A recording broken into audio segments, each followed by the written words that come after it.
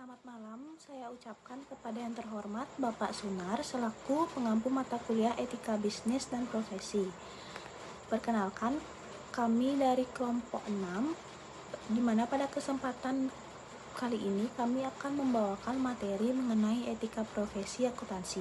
Pembahasan yang pertama yaitu Kode Etik IFAC, Code of Ethics. IFAC atau International Federation of Accountants adalah organisasi global untuk profesi akuntansi. Kode etik ini meliputi dalam 3 bagian, yaitu yang pertama bagian A adalah bagian yang menetapkan prinsip-prinsip dasar etika untuk akuntan dan menyediakan kerangka kerja konseptual untuk menerapkan prinsip-prinsip tersebut. Yang kedua ada bagian B menggambarkan bagaimana kerangka kerja konseptual diterapkan dalam situasi khusus. Bagian B diterapkan profesi akuntansi dalam praktek untuk kepentingan publik. Yang ketiga, bagian C menggambarkan bagaimana kerangka kerja konseptual diterapkan dalam situasi khusus. Bagian C diterapkan profesi akuntan dalam praktek untuk dunia bisnis. Selanjutnya ada prinsip-prinsip fundamental etika IFAC. Ada 5 bagian, yaitu yang pertama integritas, di mana seorang akuntan profesional harus bertindak tegas dan jujur dalam sebuah hubungan bisnis dan profesionalnya. Yang kedua ada objektivitas. Seorang akuntan profesional harus tidak boleh membiarkan terjadinya bias, konflik kepentingan, atau di bawah pengaruh orang lain sehingga mengesampingkan pertimbangan bisnis dan profesional. Yang ketiga ada kompetensi profesional dan kehati-hatian. Seorang akuntan profesional mempunyai kewajiban pada tingkat yang diperlukan untuk menjamin seorang klien atau atasan menerima jasa profesional yang kompeten yang didasarkan pada perkembangan praktik, legislasi, dan teknik terkini. Yang keempat ada kerahasiaan. Seorang akuntan profesional harus menghormati kerahasiaan informasi yang diperolehnya sebagai hasil dari hubungan profesional dan bisnis serta tidak boleh mengungkapkan informasi tersebut kepada siapapun. Yang kelima ada perilaku profesional. Seorang akuntan profesional harus patuh pada hukum dan perundang-undangan yang relevan dan harus menghindari tindakan yang dapat mendiskreditkan profesi. Selanjutnya yang kedua ada kode etik IAI. Prinsip dasar perilaku etis yaitu yang pertama integritas. Integritas berkaitan dengan profesi auditor yang dapat dipercaya karena menjunjung tinggi kebenaran dan kejujuran. Integritas tidak hanya berupa kejujuran tetapi sifat yang dapat dipercaya, bertindak adil, dan berdasarkan keadaan yang sebenarnya. Yang kedua ada objektivitas. Auditor yang objektif adalah auditor yang tidak memihak sehingga independensi profesinya dapat dipertahankan, atau dengan kata lain auditor mengambil keputusan berdasarkan seluruh bukti yang tersedia dan bukannya hanya pengaruh atau berdasarkan pendapat atau prasangka pribadi maupun tekanan dan pengaruh orang lain.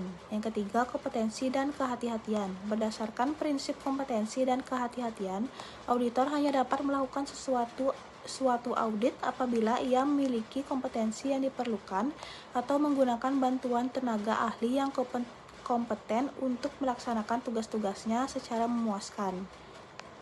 Yang keempat ada kerahasiaan. Auditor harus mampu menjaga kerahasiaan atau informasi yang diperolehnya dalam melakukan audit. Walaupun keseluruhan proses audit mungkin harus dilaksanakan secara terbuka dan transparan, informasi tersebut merupakan hak milik auditan. Untuk itu, auditor harus memperoleh persetujuan khusus apabila akan mengungkapkannya, kecuali adanya kewajiban pengungkapan karena peraturan perundang-undangan. Selanjutnya yang kelima ada ketepatan bertindak. Seorang akuntan profesional harus patuh pada hukum dan perundang-undangan yang relevan dan harus menghindari tindakan yang dapat mendiskreditkan profesi. Baik, kemudian yang ketiga ada kode etik IAPI. Adapun prinsip-prinsip fundamental etika IAPI ada 5 bagian, yaitu yang pertama integritas. Seorang akuntan profesional harus bertindak tegas dan jujur dalam semua hubungan bisnis dan profesionalnya. Yang kedua, objektivitas. Seorang akuntan profesional seharusnya tidak boleh membiarkan terjadinya bias, konflik kepentingan, atau di bawah pengaruh orang lain sehingga mengesampingkan pertimbangan bisnis dan profesional. Yang ketiga, kompetensi profesional dan kehati-hatian. Seorang akuntan profesional mempunyai kewajiban pada tingkat yang diperlukan untuk menjamin seorang klien atau atasan menerima jasa profesional yang kompeten dan didasarkan atas perkembangan praktik, legislasi, dan teknik terkini. Yang keempat ada kerahasiaan. Seorang akuntan profesional harus menghormati kerahasiaan informasi yang diperolehnya sebagai hasil dari hubungan profesional dan bisnis serta tidak boleh mengungkapkan informasi tersebut kepada pihak lain. Yang kelima, perilaku profesional. Seorang akuntan profesional harus patuh pada hukum dan perundang-undangan yang relevan dan harus menghindari tindakan yang dapat mendiskreditkan profesinya. Selanjutnya ada kode etik IAMI atau Institut Akuntan Manajemen Indonesia. Organisasi pada umumnya menerapkan standar perilaku untuk para manajer dan pekerjanya. Asosiasi-asosiasi profesional juga menerapkan standar etika. Akuntan manajemen membantu manajer untuk meningkatkan kinerja ekonomis perusahaan. Kode etik akuntan manajemen di luar negeri menurut James W. Breitner, penulis etik kolom dalam manajemen akunting, ada 10 nilai inti yang diidentifikasi menghasilkan prinsip-prinsip yang melukiskan benar dan salahnya dalam kerangka umum. 10 nilai tersebut adalah yang pertama ada kejujuran atau honestly, yang kedua ada integritas atau integrity, yang ketiga memegang janji atau promise keeping, yang keempat ada kesetiaan atau fidelity, yang kelima ada keadilan, ada fairness, yang keenam ada kepedulian terhadap sesama atau caring for others, yang ketujuh penghargaan kepada orang lain atau respect for others, yang kedelapan ada kewarganegaraan yang bertanggung jawab atau responsible citizenship, yang kesembilan ada pencapaian kesempurnaan atau pursuit of excellence, yang ke-10 ada akuntabilitas atau accountability. Selain itu, IAMI atau Institute of Management Accountants mengeluarkan suatu pernyataan yang menguraikan tentang standar perilaku etis akuntan manajemen. Kode etik IMA menerapkan standar minimum perilaku yang ditujukan untuk mengarahkan akuntan manajemen dan menginspirasi profesionalisme yang sangat tinggi pada semua level akuntan manajemen. Dengan mematuhi standar ini, akuntan manajemen meningkatkan derajat profesi mereka dan membantu mengembangkan hubungan kepercayaan di mana para manajer dan pihak-pihak lainnya dapat secara yakin bergantung pada pekerjaan mereka. Selanjutnya ada kode etik IAI KASP atau Kompartemen Akuntan Sektor Publik. Untuk akuntansi sektor publik, aturan etika ditetapkan oleh Ikatan Akuntan Indonesia Kompartemen Akuntan Sektor Publik atau IAI KASP.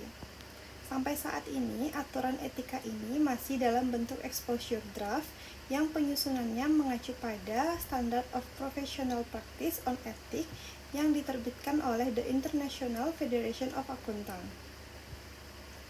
Panduan umum lainnya yang tercantum dalam aturan etika IAI KASP terdiri dari 3 hal, yaitu yang pertama ada panduan good governance dari organisasi atau instansi tempat auditor bekerja, yang kedua panduan identifikasi pertentangan kepentingan, yang ketiga panduan atas pemberian fasilitas dan hadiah, dan panduan penerapan aturan etika bagi auditor yang bekerja di luar wilayah hukum aturan etika.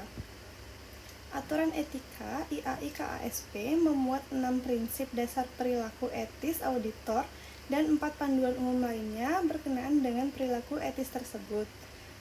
Yang pertama ada integritas. Integritas berkaitan dengan profesi auditor yang dapat dipercaya karena menjunjung tinggi kebenaran dan kejujuran. Integritas tidak hanya berupa kejujuran, tetapi juga sifat dapat dipercaya, bertindak adil, dan berdasarkan keadaan yang sebenarnya. Yang kedua ada objektivitas. Objektivitas di mana auditor yang objektif adalah auditor yang tidak memihak sehingga independensi profesinya dapat dipertahankan, atau dengan kata lain, auditor mengambil keputusan berdasarkan seluruh bukti yang tersedia dan bukannya karena pengaruh atau berdasarkan pendapat atau prasangka pribadi maupun tekanan dan pengaruh orang lain. Yang ketiga yaitu ada kompetensi dan kehati-hatian. Berdasarkan prinsip kompetensi dan kehati-hatian, auditor hanya dapat melakukan suatu audit apabila ia memiliki kompetensi yang diperlukan atau menggunakan bantuan tenaga ahli yang kompeten untuk melaksanakan tugas-tugasnya secara memuaskan. Yang keempat, ada kerahasiaan, di mana auditor harus mampu menjaga kerahasiaan atas informasi yang diperolehnya dalam melakukan audit. Walaupun keseluruhan proses audit mungkin harus dilakukan secara terbuka dan transparan, informasi tersebut merupakan hak milik auditan. Untuk itu, auditor harus memperoleh persetujuan khusus apabila akan mengungkapkannya, kecuali adanya kewajiban pengungkapan karena peraturan perundang-undangan. Kerahasiaan ini harus dijaga sampai kapanpun, bahkan ketika auditor telah berhenti bekerja pada instansinya. Yang kelima, ketepatan bertindak.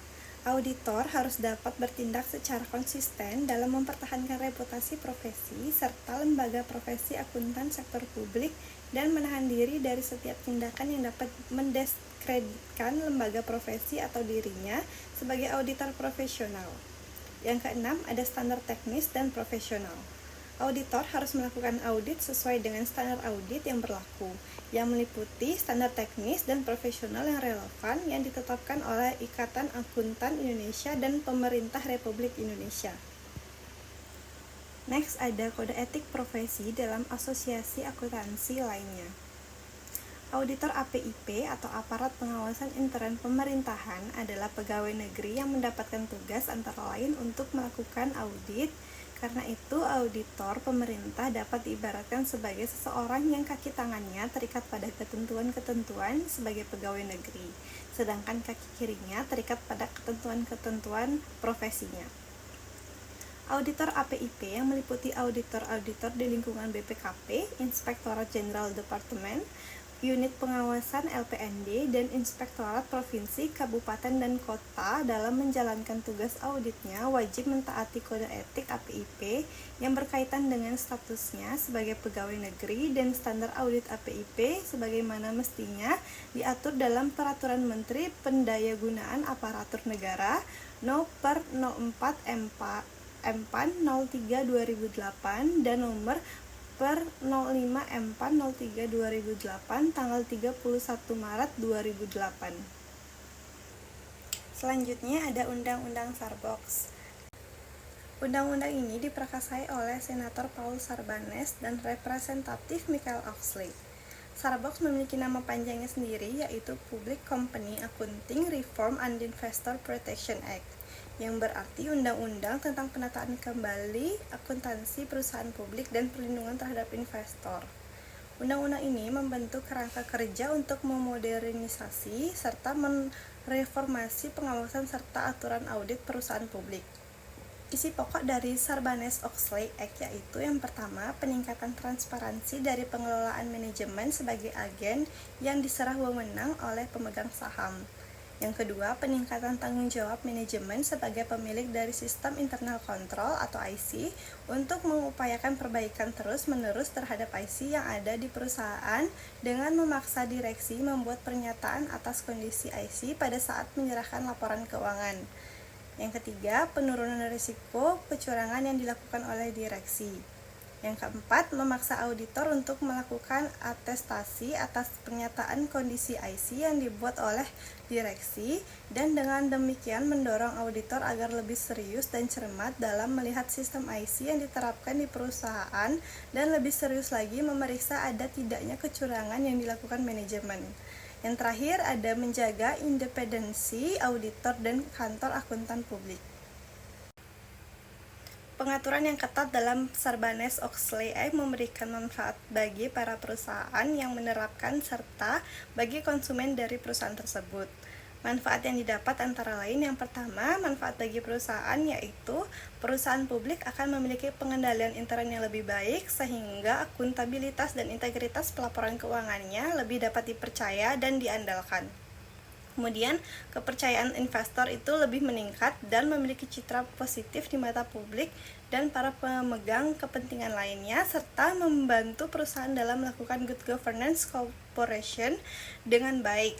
Yang kedua, manfaat bagi konsumen perusahaan tersebut, yaitu meningkatkan kepercayaan konsumen terhadap perusahaan, menghindari adanya kebohongan publik oleh perusahaan, dan konsumen dapat memastikan akurasi laporan keuangan perusahaan. Untuk materi yang terakhir mengenai PMK nomor 17 tahun 2008 dan peraturan pemerintah Indonesia lainnya yang relevan dengan pembentukan Sarbanes-Oxley Act terhadap profesi akuntansi di Indonesia. Pembentukan Sarbanes-Oxley Act berdampak terhadap profesi akuntansi di Indonesia. Ada beberapa peraturan yang dikeluarkan di Indonesia terkait dengan pembentukan Sarbanes-Oxley, di antaranya yang pertama, Keputusan Menteri Keuangan KMK tanggal 30 September 2002 nomor 423 KMK 06 tahun 2002 tentang jasa akuntan publik. Selanjutnya, Menteri Keuangan RI pada tanggal 5 Februari 2008 menerbitkan Peraturan Menteri Keuangan Nomor 17 PMK 01 2008 tentang jasa akuntan publik yang merupakan penyempurnaan keputusan Menteri Keuangan Nomor 423 KMK 06 2002 dan 359 KMK 06 2003 tentang jasa akuntan publik yang dianggap sudah tidak memadai. Yang kedua, Keputusan Menteri BUMN tanggal 31 Juli 2002 nomor KEP 117 MMBU 2002 tentang penerapan praktek Good Corporate Governance pada BUMN. Yang ketiga, Keputusan Ketua Badan Pengawas Pasar Modal atau BAPEPAM tanggal 12 November 2002 nomor KEP 20 PM 2002 tentang independensi akuntan yang memberikan jasa audit di pasar modal. Yang keempat, Keputusan Ketua Badan Pengawas Pasar Modal atau BAPEPAM tanggal 22 Desember 2003 nomor KEP 40 PM 2003 tentang tanggung jawab direksi atas laporan keuangan. Dan yang kelima, ada Keputusan Ketua Badan Pengawas Pasar Modal tanggal 24 September 2004 nomor KEP 29 PM 2004 tentang pembentukan dan pedoman pelaksanaan kerja Komite Audit. Sekian materi yang dapat kelompok kami sampaikan, semoga bermanfaat dan terima kasih.